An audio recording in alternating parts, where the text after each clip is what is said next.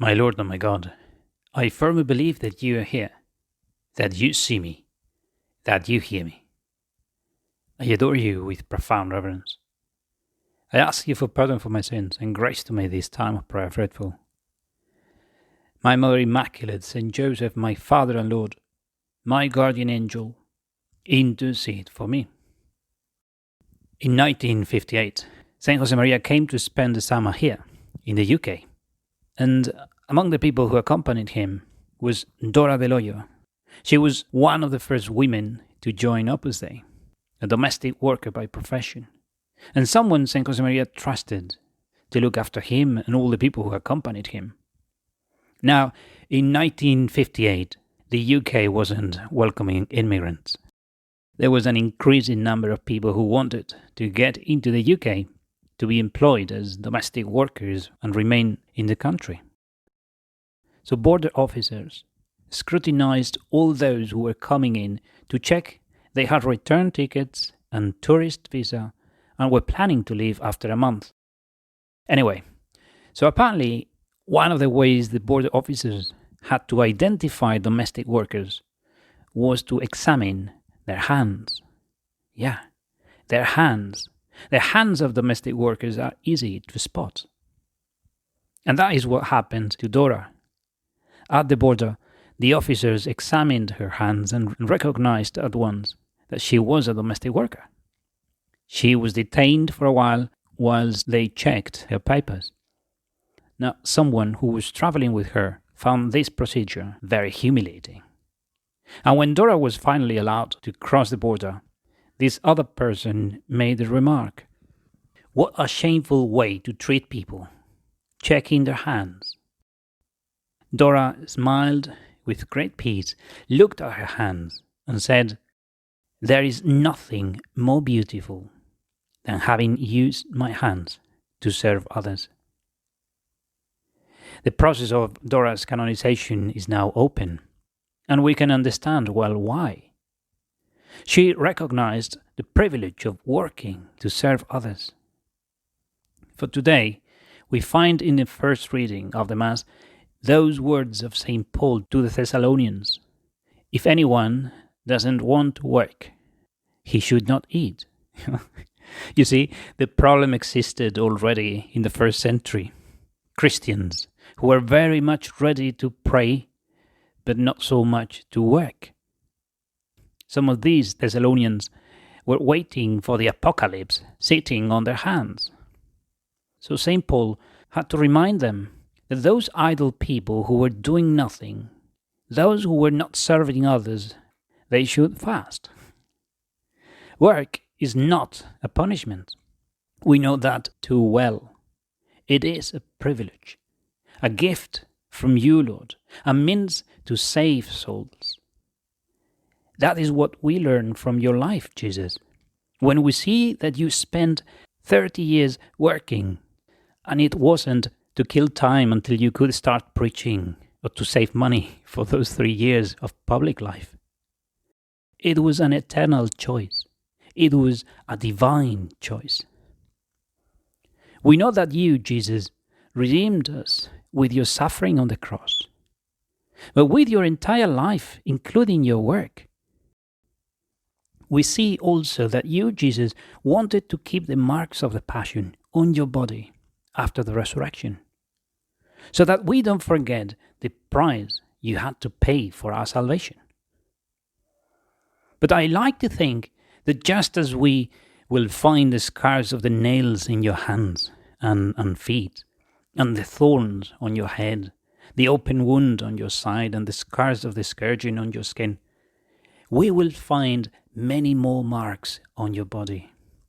Marks that you got on your skin working with your hands. Those marks that work left on your hands were also part of the price of our redemption. Every nail you hammered into the wood, every piece of wood you sanded, every fence you repaired, every window you made, every tree you chopped down, every branch you carried, every door frame you built, was redemption. Like your hands, Jesus, And like those of Dora, the hands of Our Lady are hands that have been used to serve. We read on Dora's prayer card, "O Lord, you called your servant Dora to work at the tasks that the Blessed Virgin Mary carried out in her home." You see, the hands of Our Lady are beautiful because they served. They were not like the hands you see in commercials of moisturizing creams and jewels and gold watches. The handmaid of the Lord had to wash clothes in the river, rubbing them against the rocks, her hands irritated by cold water, maybe her skin peeling, scalded at times in the fire, burned by the sun, with blisters from the reins of the donkey, or carrying heavy bags, with scratches and bruises caused by thorns, collecting fruit, or serving others in many ways. The beautiful hands of someone who has been using them to serve. The hands of Saint Joseph also. If you have used a hammer and a screwdriver, you know what I'm talking about. You may be one of those who tries to assemble a desk from IKEA and ends up with a black finger, knuckles bleeding, bruises and scratches everywhere, splinters and some extra pieces that you don't really know where they go. Instead of assembling a desk, it looks like you are coming out of Jurassic Park after fighting with a T-Rex. Well, St. Joseph wasn't quite like that, but he did have the hands of a carpenter, easily recognizable by UK border officers. I think that when I go to the gates of heaven, by the mercy of God, St. Peter is not going to ask me for my doctoral thesis, my publications. He doesn't read anything in English. Most probably, he will look at my hands to check if I can pass that border. Hands that worked, hands that have been serving others, typing, administering sacraments, doing some repairs and gardening and washing the car or assembling the IKEA desk for my dad. Our hands are beautiful if they are useful, and they are useful if they are used to serve other people. A priest, friend of mine, told me a story that made a great impression on him. He was still a boy and was on a camp, and chatting with one of the leaders of the camp, he asked him how much they paid him for the camp. The young leader explained with a smile that he was a volunteer, that he even had to pay a bit for the transport. And the boy couldn't believe it. "You have to pay? So why do you do this?" And this priest told me he never forgot the reply.